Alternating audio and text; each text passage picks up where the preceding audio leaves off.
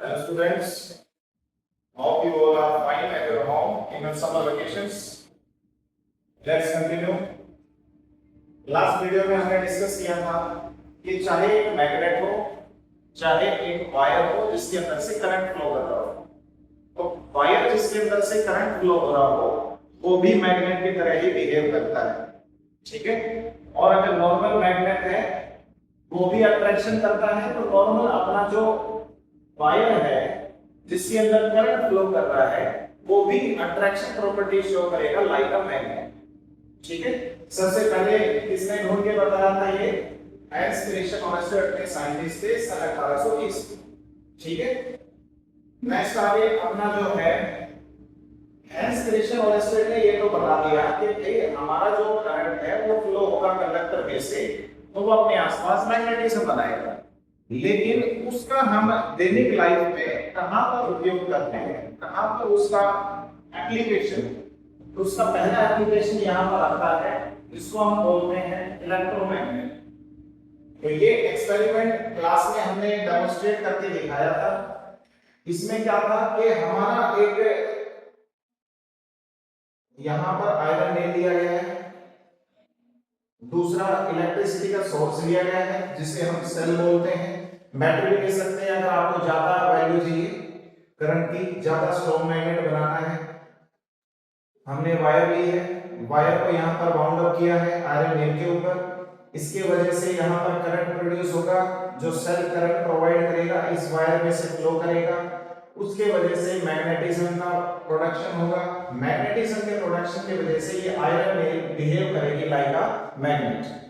तो यहाँ पर जो इलेक्ट्रोमैग्नेट है वो क्या है? It is a current carrying coil. सबसे पहले यहाँ पर वायर है, कंडक्टर का बना हुआ है, यहाँ पर जो बाउंड अप कर रहे हैं इसको बोलेंगे कॉइल। ये कॉइल यहाँ पर है, बिहेव्स लाइक अ मैग्नेट। ये जो कॉइल है कैसे बिहेव करेगी? Like a magnet. इसके अंदर से करंट फ्लो हो रहा है और क्या क्रिएट होगा? इसके आसपास मैग्नेटिक फील्ड प्रोड्यूस होगा, तो इसी को हम बोलेंगे इलेक्ट्रोमैग्नेट। तो नाम में है इलेक्ट्रो, मतलब इलेक्ट्रिसिटी का इस्तेमाल किया गया और इलेक्ट्रिसिटी से हमने क्या बनाया? मैग्नेट। तो जरूरी नहीं बेटा जो अपने नेचुरल मैग्नेट्स होते हैं वही मैग्नेटिक प्रॉपर्टी शो करें, हम बिजली से यानी इलेक्ट्रिसिटी से भी मैग्नेट्स बना सकते हैं। इलेक्ट्रिसिटी की वजह से जो मैग्नेट बनता है उसको एज अ होल हम बोलते हैं इलेक्ट्रोमैग्नेट। अब इलेक्ट्रोमैग्नेट जो है उनके हम स्ट्रेंथ को, जो मैग्नेटिक स्ट्रेंथ होती है मैग्नेटिक स्ट्रेंथ जो होती है उसको हम बढ़ाने लगा सकते हैं। स्ट्रेंथ मतलब उसकी ताकत।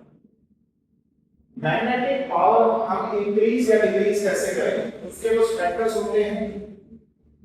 एडिंग आयरन को, नॉर्मली हमने यहाँ पर तो आयरन नेल ऑलरेडी ले रखी है, नॉर्मली कोई खाली होगी वो भी मैग्नेट की तरह बिहेव करेगी। इसके अंदर आयरन का कोर डालेंगे तो मैग्नेटिक जो प्रॉपर्टी है, जो मैग्नेटिक स्ट्रेंथ है वो और भी ज्यादा स्ट्रांग हो जाएगी, उसकी मैग्नेटिक स्ट्रेंथ इंक्रीज होती है, ठीक है। दूसरा तरीका क्या है? यहाँ पर जो सेल है उसके करंट को क्या कर सकते हैं? हम इंक्रीज कर सकते हैं। अगर करंट हमारा इंक्रीज होगा तो मैग्नेटिक स्ट्रेंथ भी हमारी इंक्रीज हो जाएगी, ठीक है। नेक्स्ट है यहाँ पर अगर हम यहाँ पर इसके अंदर जो नंबर ऑफ टर्न्स है उसको बढ़ा दें, हम जैसे यहाँ पर देखिए 1 2 3 4 5 6 7 8 9 10 11 12 13, इसमें कितने नंबर ऑफ कॉइल्स हैं? 13 नंबर ऑफ कॉइल्स 13। तो 13 से बढ़ा के मान लो 20 कर दी, 25 कर दी, तो जितने ज्यादा नंबर ऑफ कॉइल्स होंगे उतनी ज्यादा मैग्नेटिक स्ट्रेंथ हमारी बढ़ जाएगी। तो टोटल 3 पॉइंट्स हो गए हमारे। जो हमारा इलेक्ट्रोमैग्नेट है उसको स्ट्रॉन्ग बना सकते हैं बाय यूजिंग आयरन कोर। तो नेचर ऑफ कोर मटेरियल हम इस पॉइंट को बोलते हैं। आयरन कोर अगर हम कॉइल के अंदर डाल दें तो उसके वजह से मैग्नेटिक स्ट्रेंथ बढ़ जाती है। दूसरा, अगर हमारे करंट को बढ़ा दें, यानी हमारा जो करंट फ्लो कर रहा है इस वायर के अंदर से, उस करंट की वैल्यू को अगर हम इंक्रीज कर दें तो भी हमारे मैग्नेटिक स्ट्रेंथ को वो इंक्रीज कर देंगे। तीसरा पॉइंट, नंबर ऑफ कॉइल्स।